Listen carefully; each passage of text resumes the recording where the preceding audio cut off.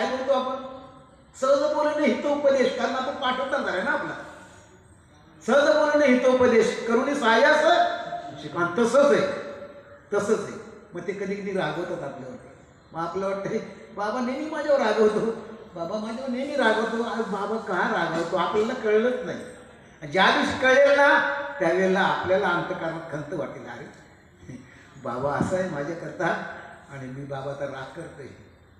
पाजर फुटतो त्यावेळी, पाजर फुटतो. आणि मग अशीच अवस्था त्या शिष्याची झाली. बाबांनी विचार केला याला काय करावं. हा जर असाच राहिला तर अधोगतीला जाईल.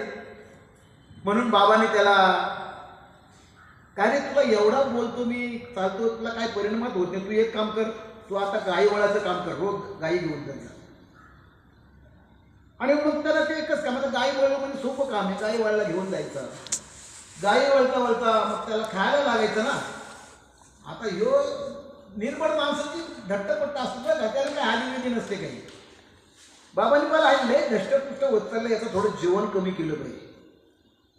तेव्हा तरी हा चिंतन करील ना. आता आपला 10 उपवास यायचं का, बाबाचं काही खपतंय का? करता तर तुम्हीच, तुमच्या मुलं चालले तुम्हीच करता.